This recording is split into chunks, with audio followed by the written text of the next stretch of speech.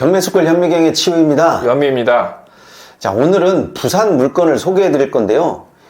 이게 농지연금으로 어울린다 안 어울린다 그것을 떠나서 이런 정도의 하자는 그렇게 큰 문제가 안 된다, 뭐 이것을 말씀드리려고 가져왔으니까, 이 정도 하자 있는 것을 농지연금이 되니 안 되니 그런 논란은 이제 이 물건을 보시면서 조금 생각을 확 넓히시기 바랍니다. 반대로 생각을 해야 되는 거죠.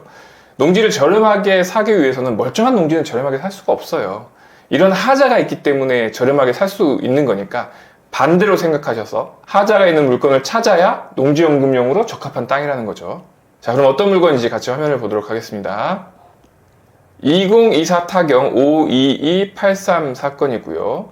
소재지는 부산광역시 금정구 노포동입니다. 용도는 답이고요. 제시외가 13평 정도 되어 있고 토지 면적은 356제곱미터입니다. 감정가가 3억 2,300인데요. 한번 유찰돼서 2억 2,600 정도로 진행을 하는데 더 떨어지겠죠? 더 떨어지지. 여기에 있는 하자가 웬만한 사람들이 이것을 쉽게 처리할 수 있는 그런 하자도 아닐 뿐더러 또 이런 하자가 있는 것들을 그다지 별로 좋아하지 않지. 그리고 여기서 좀 특이한 부분이 채권자가 한국도로공사고요. 청구 금액이 1,000만 원도 안 돼요. 그러니까 이렇게 작은 금액으로 지금 경매가 진행된 걸 보니까 현 소유자도 크게 이 땅의 가치에 대해서 생각을 안 하는 거겠죠. 그리고 일반 매매로 이 땅을 던진다고 한들 그렇게 높은 가격에 누가 살려는 사람이 없을 거야. 그렇죠. 자, 이 토지의 감정 금액은 3억 1,900 정도이고요. 제시의 건물이 480만 원 정도로 잡혀 있습니다. 자, 그리고 자연 녹지 지역이고 보면 도시철도 저촉이라고 되어 있네요. 그리고 지금 여기에 나와 있는 이 매가 포함되어 있는 것들을 보면 수목이 27주 정도 있고요. 나머지는 판넬조 판넬, 그 다음에 목좌판 이렇게 되는데 거의 쓰레기라고 보면 되겠죠.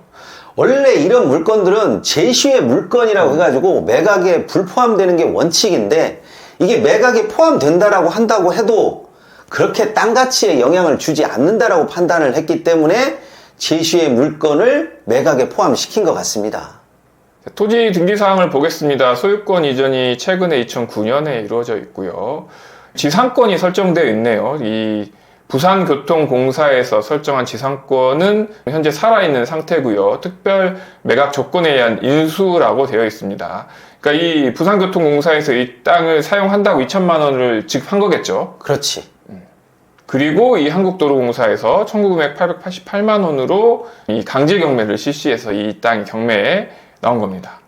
부산교통공사에서 시작된 저 지상권은 기간이 있는 지상권이기 때문에 이 기간이 지나고 나면 소멸할 수도 있지만, 위에 전선으로 시작된 구분지상권은 아마 어떤 식으로든 소멸이 되지 않을 겁니다. 자, 그리고 농지이기 때문에 농지 취득 자격증명이 필요하다고 나와 있고요. 특별한 사항을 보면 부산교통공사의 사실조에 의하면 양산도시철도 건설 사업에 의해서 매각 토지 중 일부는 2024년 12월 31일까지 토지 일시 사용 협의됨이라고 나와 있네요. 그리고 농막은 2개가 설치되어 있고요. 그리고 전체 부지 중 3개 구역으로 3명이 경작하고 있다고 나와 있습니다. 여기에 비닐하우스하고 경작하고 있는 것들이 보이네요.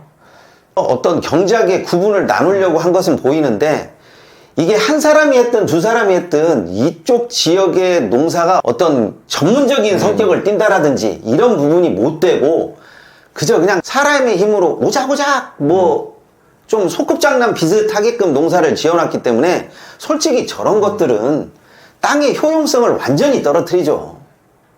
자, 그리고 지금 이 땅이라고 표시가 되어 있고 주변에 이렇게 펜스가 쳐져 있네요. 저런 식으로 펜스를 치고 난 다음에 공사를 한다라는 거니까 공사 기간이 끝나면 저 펜스는 없어지겠지. 자, 그리고 제시외로 되어 있던 판넬 쪽 농막이고요. 그리고 이 땅을 보면 공중에는 송전선이 지나가고 있네요. 그러니까 저 송전선 때문에 뭘 하기도 좀 우습고 안 하기에도 좀 우습고 그러다 보니까 이 땅이 농지로서의 값어치뿐만이 아니라 어떤 것으로도 활용할 수 있는 활용력이 굉장히 떨어져. 그렇죠. 자, 이렇게 농막이 있고 얼기설기 그냥 손으로 농사를 짓고 있네요. 텃밭처럼. 저 비닐하우스 봐봐. 저걸 비닐하우스라고 볼 수 있는 거야, 없는 거야? 이걸 비닐하우스를 보기는 조금 그렇죠.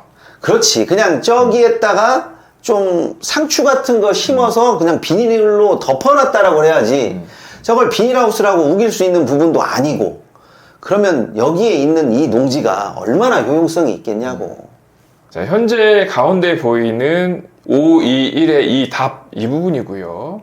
이쪽을 보면 도라고 되어 있고요. 부산 외곽이라고 되어 있네요. 그리고 이쪽으로는 또 공익용 산지이고 철이라고 되어 있어요. 이렇게 여기는 도로이고 지금 이 부분은 또 철이라고 되어 있네요. 자, 현황을 보겠습니다. 아까 도라고 되어 있는 부분이 이렇게 고속도로로 올라가는 부분이고요. 이렇게 파란 천이 덮여 있는 부분이 있잖아요. 이 밑으로 도시철도가 지나가는 공사를 하고 있는 것 같아요. 그러면 도시철도가 지나가는 저 위의 농지는 어떤 식으로 활용이 가능하냐고. 농지밖에 답이 없죠. 그러기 때문에 이런 농지는 농지연금으로 어울리는 거지, 주택을 질 만한 농지를 농지연금으로 던진다? 현실상 맞지가 않아. 그렇죠. 그리고 아까 일시 사용 허가 중인 곳이 지금 이 부분이겠죠. 그렇지. 이 땅의 공시지가를 보니까 1억 3,700 정도의 공시지가를 가지고 있어요. 그러면 이 농지연금을 신청할 때 이 담보평가액을 선정하는 기준이 감정가의 90% 또는 공시지가의 100%인데 어떤 게 더 유리할까요?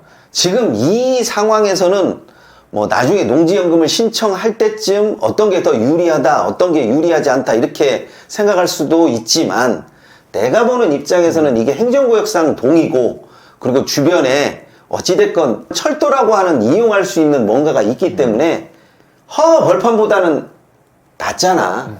그래서 저는 감정평가가 조금 더 낫지 않나 하는 생각을 합니다. 자, 그러면 나중에 이 땅이 어느 정도 연금을 받을 수 있는지 제가 계산해 왔거든요. 한번 보시겠습니다. 일단은 지금 2024년 기준으로 설정을 해봤고요. 나이가 20년형을 선택할 수 있는 63세로 설정을 한번 해봤습니다. 그리고 감정가로 넣어봤고요. 평가율은 90%. 확실하진 않지만 지금 경매에 나온 감정가를 한번 넣어봤습니다. 그래서 그 금액이 2억 9천 정도 되고요. 이 2억 9천으로 담보평가가 됐을 때 여기 보시면 63세면 20년형을 선택할 수 있거든요. 그러면 20년간 매월 138만 원을 받을 수 있다는 거예요. 그 정도면 나쁘지 않지. 그러면 다시 역으로 계산해보면 1년이면 1,700 정도? 10년이면 3억 4천 정도? 그 정도의 연금을 받을 수 있는 거니까, 그러면 그 금액의 반 정도로 낙찰받으면 어떠냐는 이거죠. 당연히 낫지. 그러면은 엄청난 이득이 되는 거죠. 그리고 이 부분은 지금 공시지가로 계산을 해봤거든요. 공시지가는 확실한 거니까. 공시지가로 계산했을 때는 20년형을 선택했을 때 65만 원 정도를 매달 받을 수 있다. 그러면 마찬가지로 1년이면 750이고 20년형이면 1억 5천 정도를 받을 수 있다는 얘기니까 그 부분을 감안하셔가지고 입찰가 선정을 하시면 되겠죠. 그리고 지금 당장 저 농지연금을 신청하는 것이 아니다 보니까 내가 어느 정도의 시기에 농지연금을 선택할 것인가, 그 부분도 계산을 하시고 입찰하는 것은 맞습니다. 그렇지만 지금 저 금액이 탐이 나서 저 금액으로 설정을 한다는 것은 현실적으로 맞지 않고요. 농지연금에 대한 기본적인 세팅값은 어찌됐건 공시지가 즈음이나 공시지가 아래에서 농지를 샀을 때 이득이 되는 거지, 공시지가보다도 위에 사고 또 누가 보더라도 금액이 높다라고 생각했을 때는 그 이익의 폭이 생각보다 한참 적어지는 게 농지연금입니다. 그래서 농지연금을 쉽게 생각하면 이 농지은행 가서 방금 저희가 했던 식으로 감정평가 금액을 넣든지 공시지가를 넣어서 계산된 금액으로 설계를 할 수도 있겠지만, 또 반면에 이렇게 눈으로 보이지 않는 다른 조건들이 또 있어요. 네, 그런 걸 생각을 하시면 한번 오셔서 강의를 들어보기를 추천드립니다. 이 농지연금은 어떻게 설정하냐에 따라서 이 설정값이 조금 다르기 때문에 신청자가 어떤 생각을 가지고 있고 또 어떤 전략을 가지고 있느냐에 따라서 보이는 것이 완전히 다를 수가 있기 때문에 정확한 이해를 하고 난 이후에 투자 방향을 결정하시기 바랍니다. 이번 시간은 여기까지 하도록 하겠습니다. 감사합니다.